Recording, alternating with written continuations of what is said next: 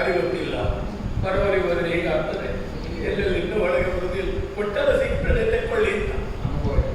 ಆದರೆ ಇದು ಆಗಲ್ಲ, ಇದಾಗಲ್ಲ. ಯಾರಿಗೂ ಗೊತ್ತಾಯ್ತಾ?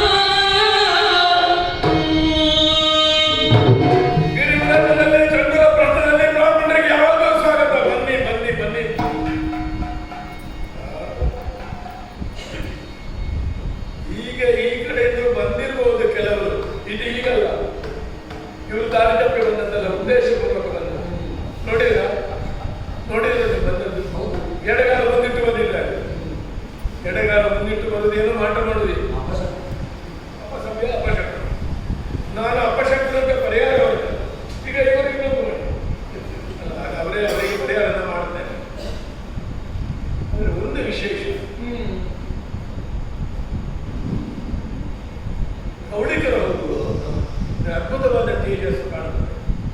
ಎಂಥದ ಎದುರಿದ್ದದ ಯಜ್ಞ ದೀಕ್ಷೆಯಲ್ಲಿ ಉತ್ತಮ, ನನಗೆ ಗೊತ್ತಿಲ್ಲದೆ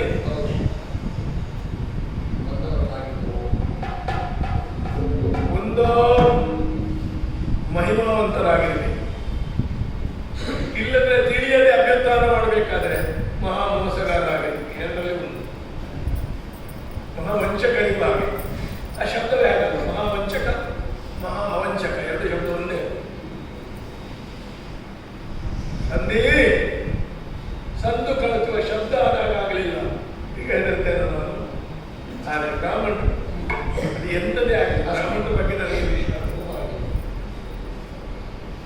ಗುರುಗಳನ್ನು ಕರೆದಿದ್ದೇನೆ, ಅವರೇನೋ ಬ್ರಹ್ಮದಲ್ಲಿ ಆಚೆ ಈಚೆ ಇದ್ದಾರೆ, ಅವರ ಶಿಷ್ಯರು ಬಂದಿದ್ದಾರೆ ನನ್ನೊಟ್ಟಿಗೆ. ಎಲ್ಲ ಸೇರಿಸಿಕೊಂಡು ಬನ್ನಿ, ಯಾವುದು ಅಂತ ಕೇಳಬೇಡಿ. ನಮ್ಮ ರಾಜರಲ್ಲಿ ಕ್ರಮವೇ ಆಗಿ ಇದ್ದದ್ದು ಪೂರ ತರುವುದು, ನಾವು ಬೇಕಂತೆ ಕೊಡ್ತಾರೆ. ರಾಜೋಪಚಾರ ಅಂತ ಆಗಿ 100 ಜನ ಬಂದಿದ್ದಾರೆ. ಒಮ್ಮೆ ಕಂಡಿತು ಯಾವ ರೀತಿ ಭಾವಕರು ಇಂದ್ರಾಗ್ನಿ ಬರುತ್ತಾರೋ ಅವಳಿಗೆ ಮಗದನ್ನು ಕಾಣಬೇಕಾದ್ರೆ ಹಾಗೆ ಬರ್ತಾರ ಎದುರೆದುರು ಬರಬೇಕಿತ್ತು. ಹಿಂಭಾಗದಿಂದ ಬಂದಿದ್ದಾರೆ, ಎಲೆಯಲ್ಲಿ ತೋರಿಸಿಕೊಡ್ಬಾರ್ದು. ಎಲ್ಲರೂ ಸ್ವಾಗತ ಮಾಡಿದ್ದಾರೆ. ಬನ್ನಿ ಬನ್ನಿ ಬನ್ನಿ ಬನ್ನಿ. ಓಹೋ, ಆಗಂತಕರು ವಿಶೇಷ ವರ್ಚಸ್ಸುಗಳಾದ ಬ್ರಾಹ್ಮಣರು. ಮಗದೇಶ, ದೇಶದ ಹೆಸರನ್ನೇ ಹೊತ್ತ ನಾನು ಮಾಗಧ ಬೃಹದ್ರಥ ಕುಮಾರ ಚಂದ್ರವಂಶೀಯ ಅಹಂಭೋ ಅಭಿಮಾನಿ.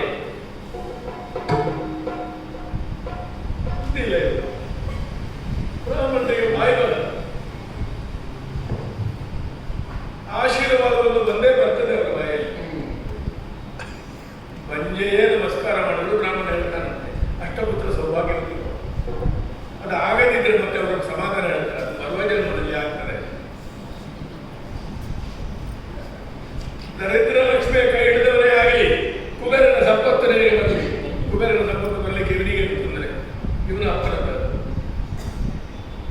ಮಾತಾಡೋದಿಲ್ಲ. ಇರಲಿ ಸ್ವಾಮಿ, ಮೊದಲು ಪ್ರಸಾದ ಪೂಜೆಗಳು, ಅರ್ಘ್ಯ, ವಾದ್ಯ, ಆಚಮನೀಯ, ಮಧುಪರ್ಕಕ್ಕೆ 2 ವ್ಯವಸ್ಥೆಗಳನ್ನು ಇಟ್ಟಿದೆ.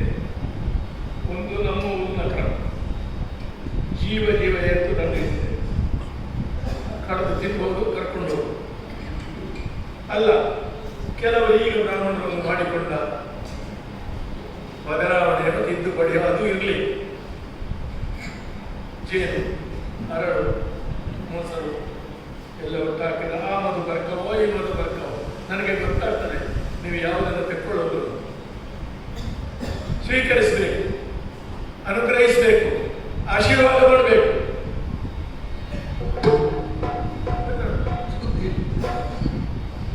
ಈ ಸಭೆ ನೋಡಿ ಕಂಗಾಲಾಗಿದೆ ಬಿಡಿ.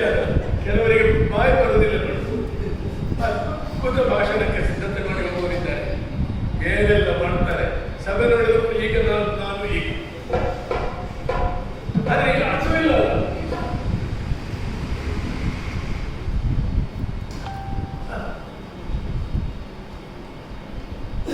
ಕಂಗಾಲಾಗಿದ್ದು ಮನೆ ಹೊಡೆದು ದಿಗ್ಭ್ರಮಿತರಾಗಿದ್ದವರೆಲ್ಲ ಇವರು ಉದ್ದೇಶಪೂರ್ವಕ ಕೇಳಬೇಕಾಯ್ತಲ್ಲ, ಬೇಡ